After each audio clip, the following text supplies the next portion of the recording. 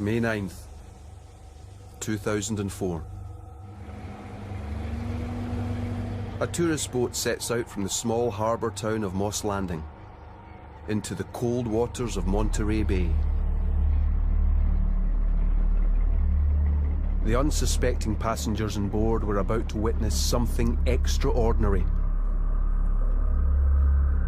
This film is a reconstruction of what happened next, based on eyewitness accounts and actual video footage from the day.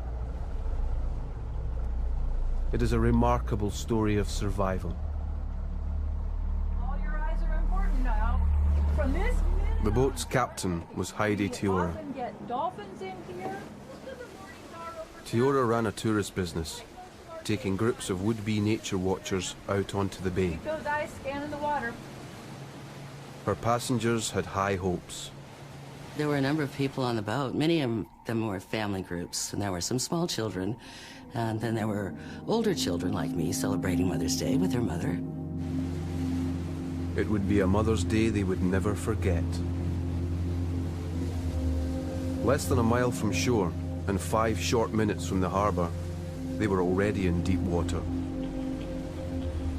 Below the boat, a vast rock trench, in places deeper than the Grand Canyon, runs for about 60 miles. Much of what is down there remains unknown. At 9:57 a.m., Teora's first mate spotted something ahead. From over a mile away, it was impossible to tell quite what that something was. We saw some splashing ahead of us, and oh, I was so excited. I said, hey, great, we've got something ahead of us. All that was clear was that that something was splashing on the surface, and that something was big. As the boat drew closer, the feeling of excitement on board grew. Everybody got charged up and started to move forward, and they were real excited.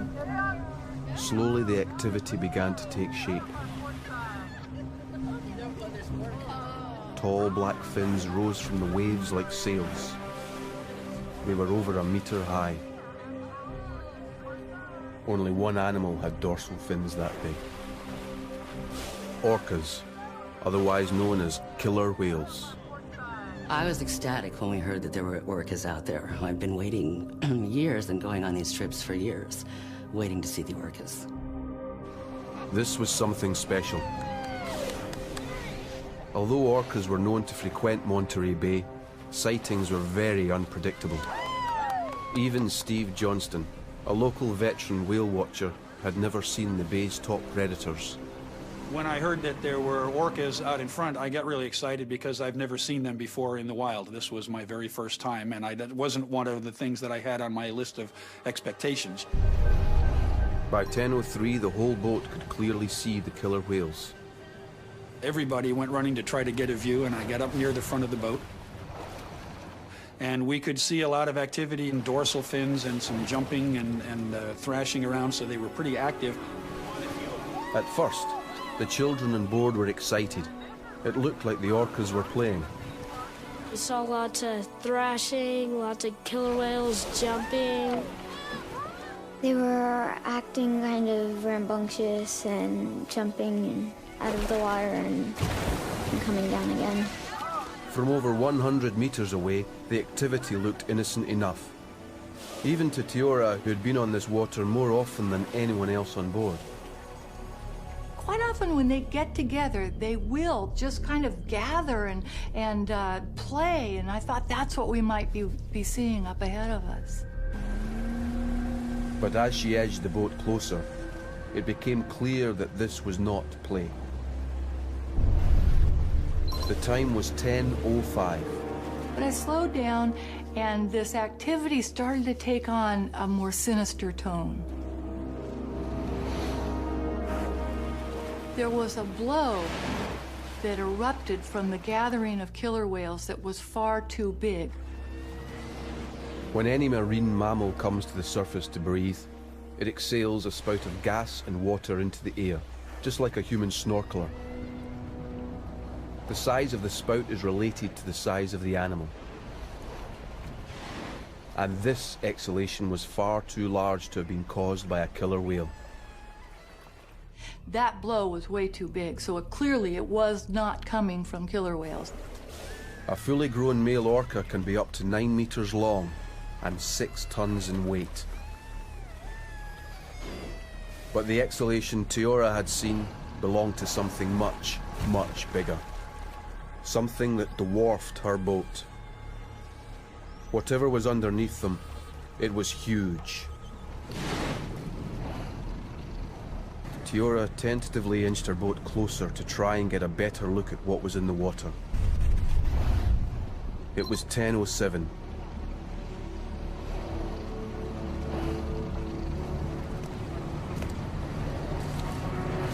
Then as we got closer, I could see what it was. It was a California gray whale cow.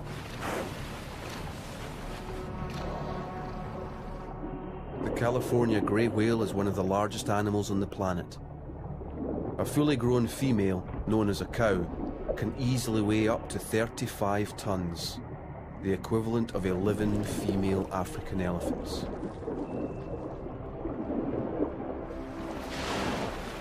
The barnacles encrusted on the upper surface of this creature's head positively identified it. And then when we got a little closer, somebody yelled, I think it was Heidi that first realized that there were gray whales in the area, which is what had attracted the killer whales. Grey whales and killer whales are not related.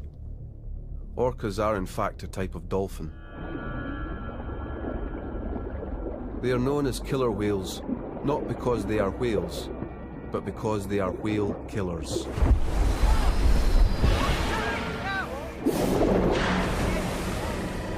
This was the attack that I never wanted to see.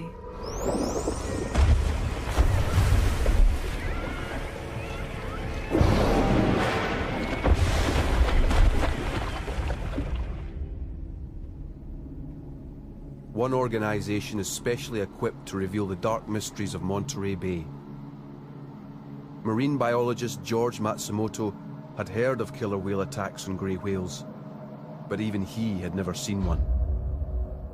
Even here at the Research Institute, where we'll spend 300 days a year on 2 different ships out there, we've never actually observed a killer whale attack from our vessels. Up until now, reports of orca attacks were the stuff of legend, rarely glimpsed even by those who studied these animals. But the Mother's Day encounter would provide scientists with detailed video evidence of an attack from almost start to finish. 10:15. 18 minutes after they had first sighted the orcas, Tiora spotted another body in the water. My goodness, you guys, look off the left side. Look over there. In the midst of the mayhem, there was another, smaller participant.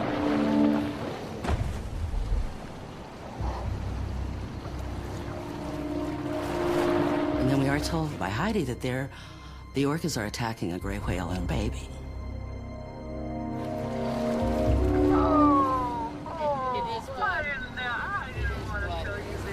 Grey whales only raise one infant at a time.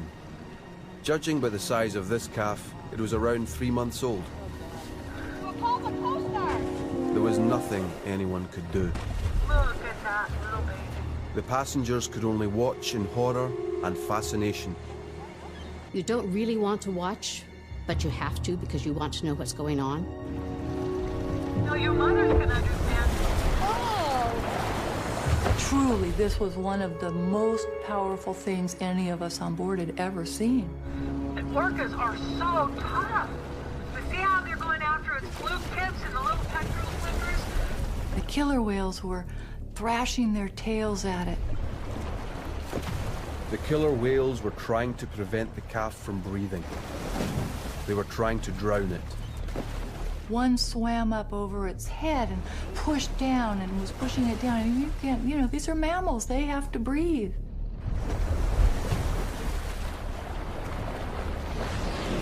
A grey whale can hold its breath for up to 15 minutes. Oh my gosh. But not when it is being repeatedly forced underwater. There was a moment when it tugged at my heartstrings that this mom was, fighting for the life of her baby.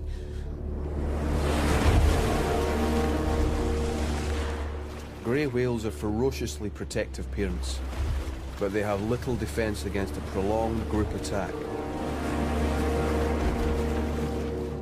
But how had these two mighty adversaries come together so close to the harbour? Environmental journalist Dick Russell knew that grey whales were only ever fleeting visitors to the area. They've just come from one of 3 lagoons in Baja California where the baby whale was born probably 4 months earlier. And they're about to head 6,000 miles all the way to the Bering Strait between Alaska and Russia. Grey whales have one of the longest migrations of any mammal on Earth. It's a massive 14,000-mile trip from Alaska to Mexico and back again. Throughout their great voyage, the grey whale sticks to shallow water, hugging the coastline. They use the kelp beds and surf noise to disguise their presence from predators. But in Monterey Bay, the kelp beds run out. They have little choice but to break cover and run a 23-mile gauntlet across open water. Straight over Monterey's unique submarine canyon. Here in the middle of the bay is the Monterey Bay Aquarium Research Institute, and also right here is the start of the Monterey Submarine Canyon. And the Monterey Submarine Canyon is a phenomenal feature. It cuts the bay in half.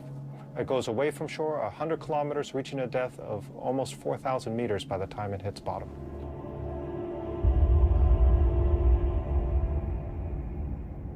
Even if the whales stayed in the shallows, they would still have to cross the deep water of the canyon.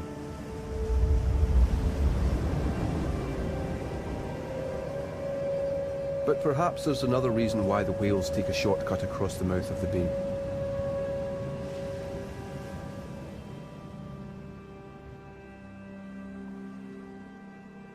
This place was once home to a much more formidable predator.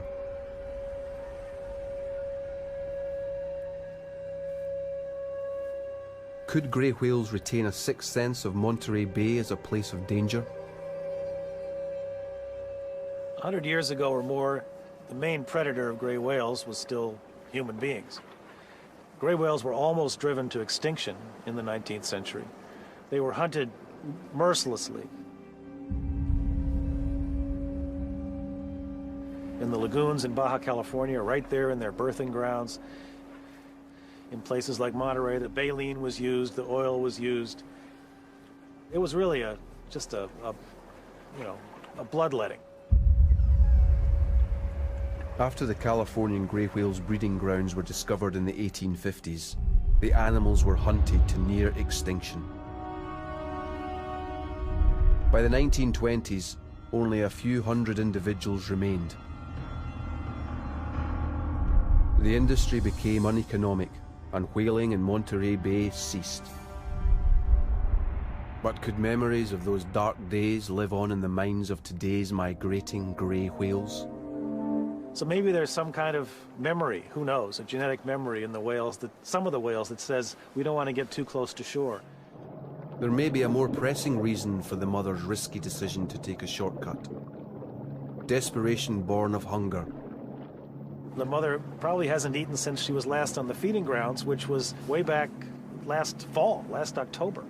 And now here it is May, and she's running maybe a little late, and her energy supplies are dwindling perhaps more than she wants them to be. And so she's decided that she's got to go across that canyon to save time. The strategy has backfired. It's 10:41, 38 minutes since Teora's boat arrived at the scene, and the mother and calf are in obvious distress. This rapid blowing is the whale equivalent of panting. They are, quite literally, gasping for air.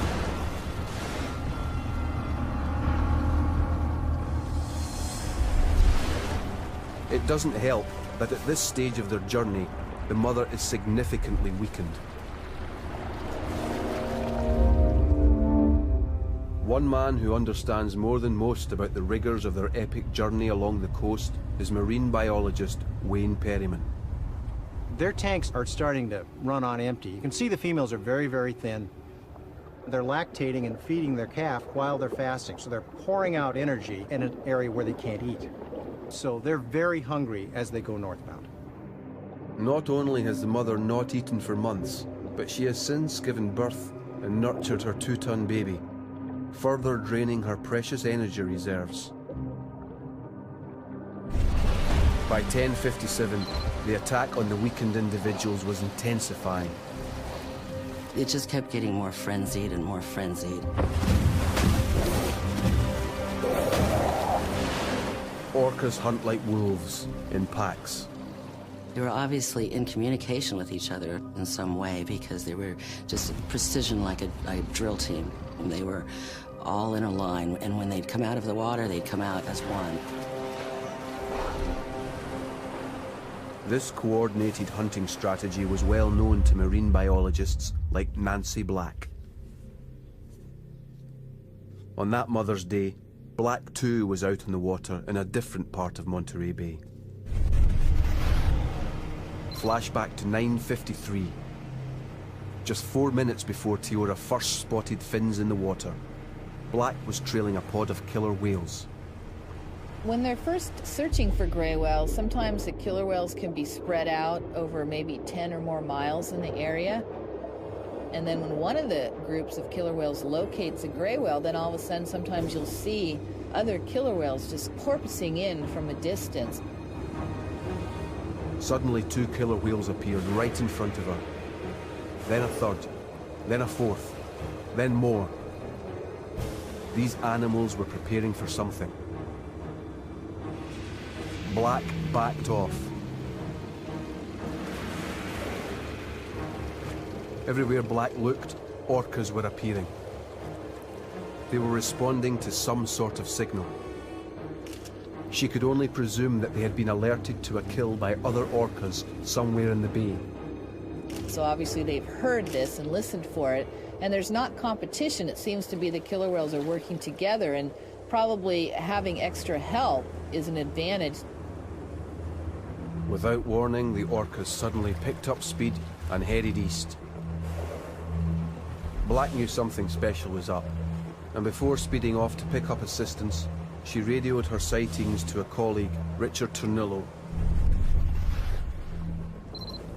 Richard, they're up here at about 2 o'clock. Turnillo's boat was 15 miles away with another group of tourists when the call came in. But having run natural history trips for 25 years, Turnillo knew that this was an extremely rare chance to see a killer whale attack at first hand. Our other boat was whale watching, along with our research boat, and they had come across an attack. So they called us and we went over and looked. I mean, it's, for a lot of people, it's a once-in-a-lifetime opportunity to see one of the greatest predation events on Earth. One passenger on board that day was local professional bird guide, Roger Wolf. We've been having a pretty good day. Everybody was real excited.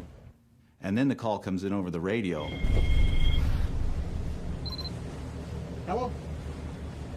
What's up? Richard, they're up here at about 2 o'clock.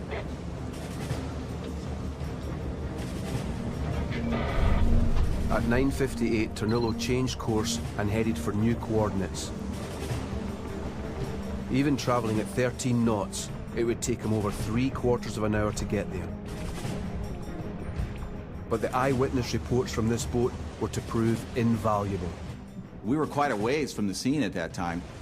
And we had to go under power for a good, half hour, 40 minutes in order to get to that location. It was now exactly 56 minutes since Tiora's boat had first arrived on the scene. And as we approached the scene, we could see lots of splashing off in the distance, a lot of thrashing and splashing from quite a ways off.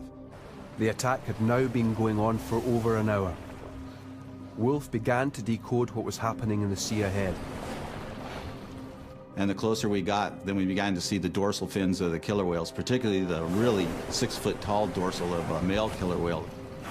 Less than 100 meters away now, Tornillo carefully maneuvered his larger boat closer to the carnage than Tiora had been prepared to risk.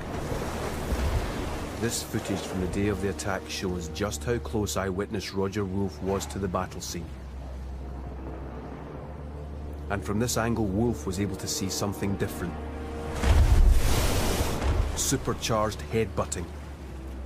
For the most part, it seemed to consist of very intense body blows and headbutts. We would see the killer whales come in and hit the calf, and at the same time, we'd see their dorsal fin shake with the impact. And the blow out of their blowhole would be more intense upon impact. This ramming was not just winding the calf, it was causing major internal damage. Dr. Frances Gulland is the Director of Veterinary Science at the Californian Marine Mammal Center. She knows from previous victim examinations just what sort of damage can be done. Well, when the orcas attack the grey whale calf, they actually ram the animal sort of again and again, repeatedly bumping into its side. And that type of aggressive ramming, blunt trauma, essentially breaks blood vessels, and the calves bleed into the subcutaneous tissues. They bleed into the muscle and the blubber underneath the skin.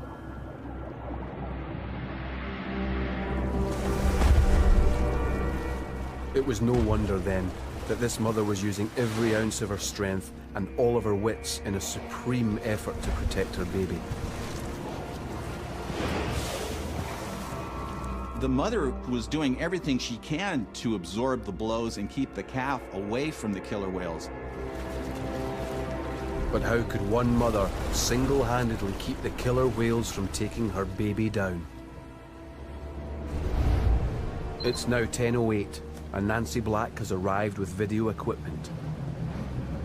The combination of video footage and close-up photographs was to prove crucial in the later analysis. By photographing the dorsal fins, Black hoped she would be able to identify the individual attackers.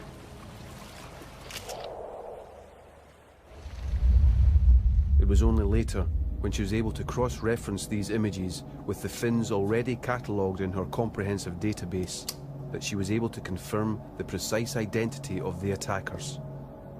We photograph the killer whales to identify the individuals. I always take a photograph just to document it.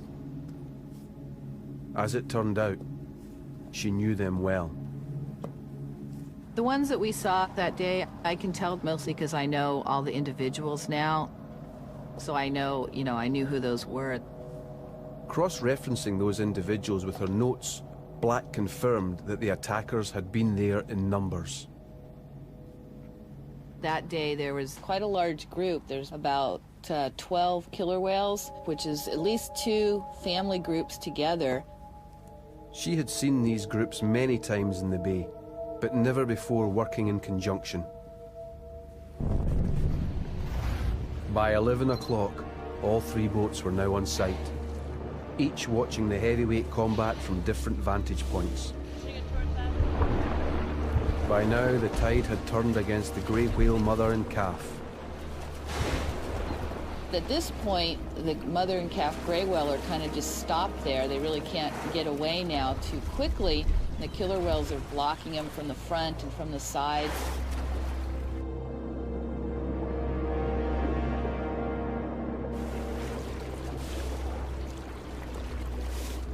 The mother could easily escape if she wanted to and just take off, but she doesn't do that. She stays very protective of her calf. The mother attempts to get her calf out of harm's way by pushing it up out of the water and onto her belly. You look over and you see the calf, and it looks like the calf is sitting on top of the water.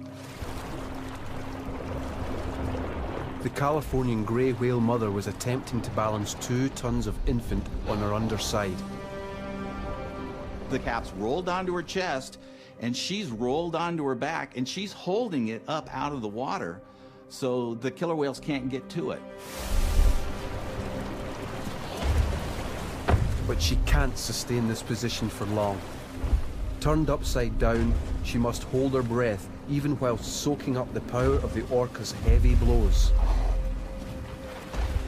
This battling maternal drive is well known to environmental journalist Dick Russell. Just imagine what this mother whale has to do in order to protect this young one.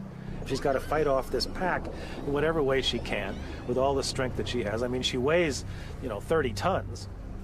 So she's much bigger than an individual orca. But orcas are ferocious, and keep in mind that the gray whale has no teeth. She's a baleen whale. And there's a pack of wolves upon her and trying to get at the baby.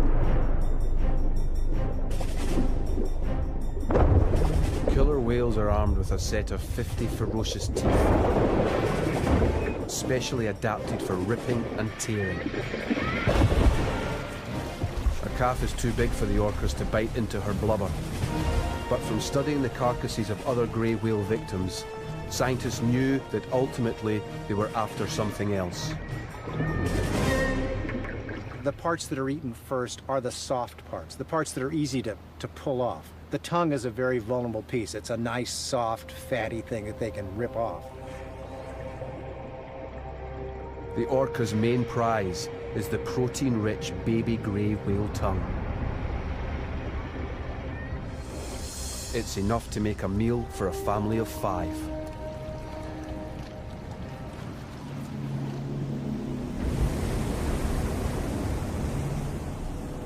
Dr. Francis Gulland has conducted necropsies on the dead bodies of many grey whale calves and had a good idea of the likely outcome. What we expect to see in a grey whale calf after it's been attacked by an orca is a lot of bruising under the skin and into the blubber as a result of the orca actually ramming into the side of the calf. But it's not the force of the ramming alone that damages the victim. It's the trauma. As the orcas attack, that in itself could kill a grey whale calf due to the stress. And they're very sensitive to stress, and they'll produce a lot of adrenaline and corticosteroids. And those hormones can cause contraction of heart muscle, so that the animal actually has a heart attack and dies from heart failure.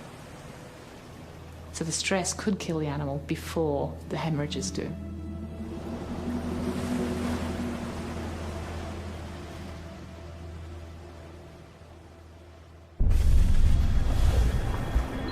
On Mother's Day in Monterey Bay, it is now 11:19. The orcas are steadily wearing down the terrified calf. In desperation, the mother employs her only weapon, her massive tail. She's actively thrashing about with her tail. In fact, we do see her land a few blows with her big tail flukes on the killer whale several times. The tail flukes of a fully grown female grey whale are over 3 meters wide and can weigh 180 kilos. In fact, we even see the calf make aggressive maneuvers, trying to slap it with the side of its head and using its flukes to try and slap the killer whales too. But this flailing counterattack has little chance of success in the face of so many attackers. On Tiara's boat, Debbie DeBose noticed something new about the orca's behavior. Organization. It was impossible for the mom and baby to make a getaway and run away. They were sort of corralled there and surrounded. This is a coordinated attack strategy. Simultaneous attacks on a cow and calf from both sides at the same time. You've got 3 of them on one side. There was nowhere to turn, and the staggered formation strikes were taking their toll. The mom was obviously getting tired, as was the baby.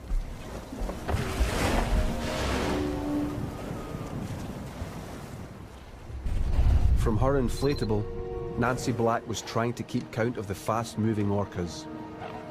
Okay, now some of the killer whales are missing. They must be somewhere around here. While 6 orcas maintained their assault, another 6 had disappeared from her view. From the perspective of the other 2 boats, their whereabouts soon became clear. They separated into two groups and would actually circle around and come from two different sides to attack.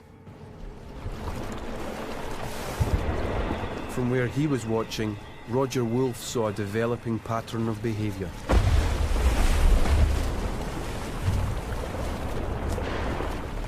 There were two teams. One team would be in there actively just pounding the heck out of the whales, and the other team, the other killer whales, would be off to the side, and we could see them. They were over there reoxygenating, you know, breathing, trying to recover until it was their turn to come back in. The orcas had formed a tag team, ensuring there would be no let-up in the onslaught. What the witnesses were seeing firsthand was the clearest evidence yet of strategic intelligence. Going over the footage later, Nancy Black was able to confirm just how sophisticated the orca's behavior was. The killer whales are really coordinated. They're like a team working together. There's a lot of communication going on. And there's a killer whale right next to it. You can see its pectoral fin of the killer whale is actually trying to push the calf away from its mother, because that's one of their tactics. They need to get the calf separated from its mother in order to really kill the calf. Despite the apparent chaos in the water, the orcas are using precision methods to separate the 13-meter-long adult grey from her calf. But it's not easy. The mother kind of plasters the calf right next to her side there and does not leave it. In spite of her size, the mother grey whale is agile, constantly rolling her 35-ton bulk to prevent the orcas from isolating her calf. It's harder if the mother is right there, because she's huge. But at 11:35, and despite the danger from the mother's tail flukes, one orca makes an audacious move. There's a killer whale just trying to get in between the mother and calf there, trying to use her flukes to push her way between that mother and calf. It's pretty sad to watch, but of course it is part of nature. By now, the struggle was moving into its third hour. It seems to me there's no way this calf has got a chance. I mean, it looks like the killer whales are going to get this calf. There's no escape for it. For many of those on board Tiara's boat, what had started as a pleasurable day out on Monterey Bay had turned into a nightmare. What we saw was so painful. It was so brutal. Several people were trying to photograph this, but they just didn't have the stomach for it, and they just put their cameras away.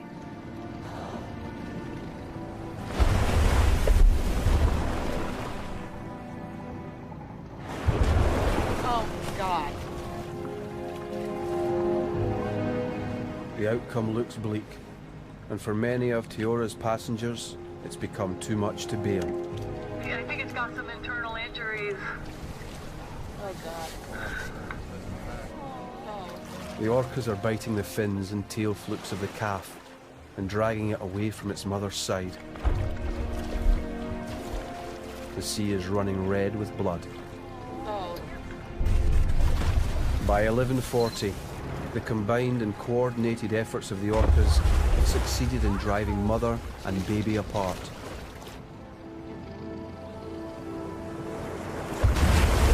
It was really sad because you just see them separated and you think, how would I feel? I would be really scared because if someone was like trying to take me away from my mom, it would be really scary. Word of the orca attack spread from Moss Landing to the whale-watching community of Monterey. In the aftermath, interest in the incident grew, attracting both local and national attention. Reporters rang in to speak to those who had witnessed the attack. But the real story was only just beginning. As the shock waves from the events of Mother's Day were still reverberating, there came a startling report. On May 13th, in the early hours, Another battered grey whale calf had washed ashore on the beach at Moss Landing. It had all the hallmarks of the Mother's Day incident. Amid all the speculation, one scientist, George Matsumoto, sought to prove a link between the two attacks and discover why this bewildering behaviour was apparently only happening here in the bay. But one of the things that is being postulated is that we've got killer whales, a pod of killer whales, lying in wait right over here, waiting for the gray whales as they cross back and forth on the migratory pathway, mostly as the whales are coming up north. The killing continued. Over the following weeks, reports of copycat attacks on grey whales became an almost daily occurrence.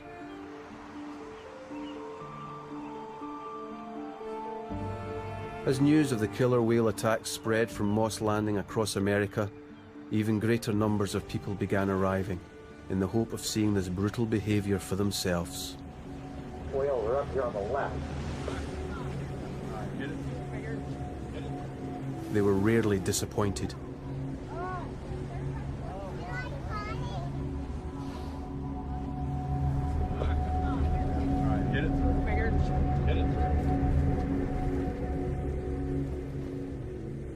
As business boomed in Monterey, the scientists turned yet again to the video evidence of the Mother's Day attack in the pursuit of answers. After the Mother's Day event, we had more attacks and, several per week. We were kind of overwhelmed with it because you're out doing research, you're getting up early and staying out late. There was at least 16 predation events that we knew about. There could have been others that we could have missed as well, which is really high. Finally, we realized that, this is something really unprecedented that had never happened before. It was an exceptional year. But neither by re-examining the Mother's Day footage, nor by witnessing similar attacks, could Black explain the explosion of violence that spring. She called fellow marine biologist Wayne Perryman, who had been conducting an annual census on the migrating grey whales at nearby Piedras Blancas. Right away, Nancy was saying that they're seeing a fair number of killer whale attacks, so we were keeping our eyes open to see if we'd see killer whales down in our area. Perryman didn't see killer whales, but while counting the migrating grey cow-calf pairs as they passed close to shore, he did notice something surprising.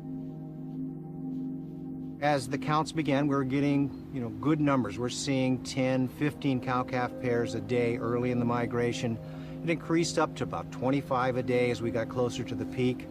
Then all of a sudden it jumped up to where we were seeing 40 and 45 cow-calf pairs passing in a day, which is really unusual. The change in 2004 was the number of gray whale calves. So the killer whales, obviously took advantage of that huge number of calves coming through and were here more frequently. So they really, used that situation in Monterey Bay to hunt the gray whales. Well, I think that the word got out. The killer whales got on the gray whales. They found that there were large numbers of calves there, and they just began to aggregate in that environment because it was a rich feeding opportunity for them. More grey whales meant more grey whale attacks. The orcas were drawn in by the unexpected abundance of food, but the grey whales were travelling 7,000 miles. Why had this behaviour only been seen in the middle of Monterey Bay? The answer to that riddle lies in an understanding of the way orcas hunt. Killer whales have echolocation, so they often will spread out, maybe over a half a mile or so, kind of searching. Grey whales have developed highly successful strategies to avoid detection. Because once the mothers and calves start crossing the bay, they go into this really kind of quiet swimming. Only sometimes you just see their blowholes. They hardly surface. But when the greys are over the canyon, they are far more exposed. The huge chasm below them creates a sonic environment perfectly suited to the hunting pods of listening killer whales. Like U-boats using sonar to hunt down ships, the orcas prowl the waters over the canyon's edge, keenly listening out for the smallest amplified clues. Here a tail slap or the briefest verbal communication is much louder. Killer whales find them by listening, passive listening for the gray whales, because they kind of make a knocking sound sometimes to navigate. So they have a much higher advantage of ambushing them here in Monterey Bay than they do other places along their migration. The attacks only happened in Monterey Bay because it was only here that the whales stopped hugging the coast and took a shortcut across open water. It was only here that the water was deep enough for the orcas to launch their attack. And it was only here, in Monterey Bay, where a unique submarine canyon acted as an echo chamber to aid their hunting.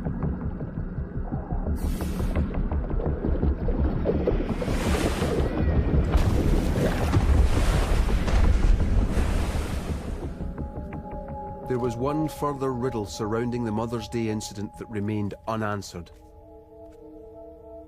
The attack had started around 9:50 and carried on until 1. More than 3 hours. Why had it lasted so long? Nancy Black went back to the tapes. By matching the video images with underwater hydrophone sound recordings made at the scene, she looked again at the individual attackers. If you put it on a computer, you know, the frequencies, the call types, the patterns are very different between the two. Visually, the adult males were identifiable by their towering dorsal fins. At nearly 2 meters high, they are as tall as a man. You can see the male killer whale in the background there. He's not really involved as much. The dorsal fins she could see at the heart of the battle were smaller. It's the adult females that are doing most of the work, even though there's others in the area. By listening to the orcas' communications, Black heard something else. The higher-pitched sound of juveniles. And they're always making kind of playful sounds and, you know, lots of whistling. The footage confirmed what she had heard. At the very center of the attack were juvenile orcas. See the little juveniles in there? They're really close to the action, so they're probably observing and learning how to do this for the future. Astonishingly, this was not a full-on attack. It was a training session. The orcas were showing their offspring how to make a kill. It's a way for them to learn how to do this over their lifetimes, and eventually when they become adults, you know, they'll be able to participate, so it's like transmitted culturally throughout their group. The orcas were taking their time, as if to make sure that the juveniles had learnt their lesson. But it was this deliberation that was to provide the mother and calf with their chance of escape. 11:41, the morning of the Mother's Day attack. The orcas are continuing their assault, but against the odds, the mother grey whale is reunited with her calf. It was amazing that the mother had that kind of stamina, not to just give up. The mother makes one last desperate attempt to escape.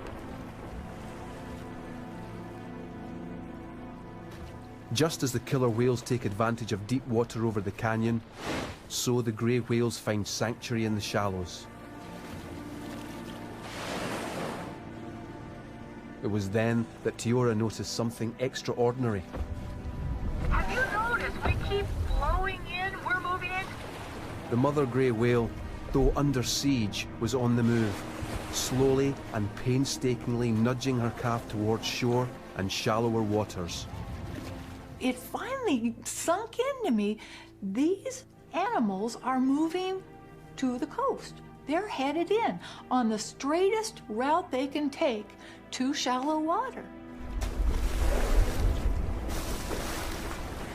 When she takes her calf underwater, they're moving in. They're going east. Orcas don't like shallow water, and there's a chance that what they're doing is that mother's thinking if she can just feed into shallow water, maybe they can evade the orcas. Meanwhile, on Tornello's boat, Roger Wolfe had also identified the mother's new strategy. Now, every time there was a break in the action between the two teams, the mother and the calf would start heading for shore. but they were still over a mile from the coast, and the orcas had redoubled their efforts. The baby was virtually being eaten alive. Progress was painstakingly slow, and by now it was hard to see how the calf could possibly survive.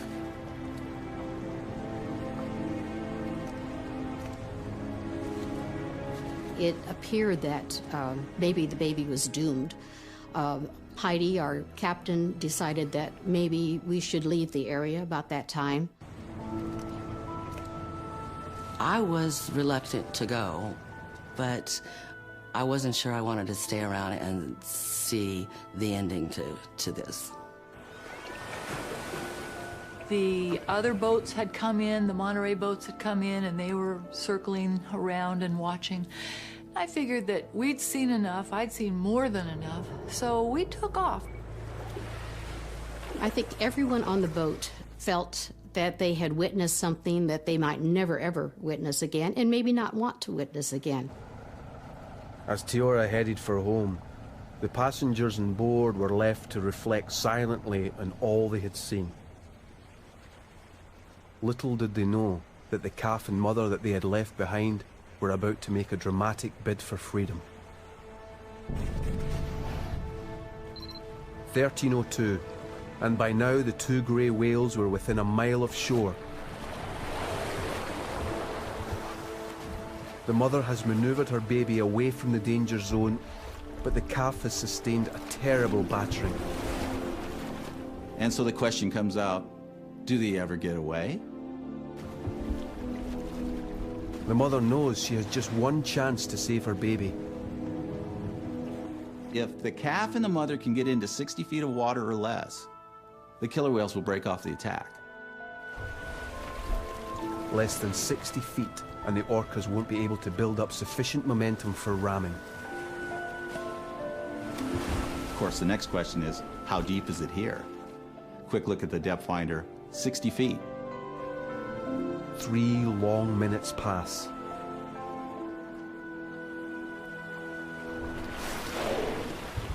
And then suddenly, the killer whales break the surface and head back out into the bay. They have aborted their attack.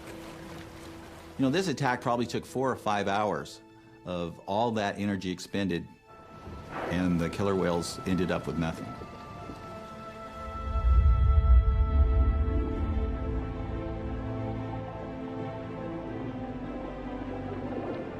After 3 hours of brutal assault, the cow and her calf are battered, but still breathing. As long as they have managed to escape major internal damage, their chances of survival are good.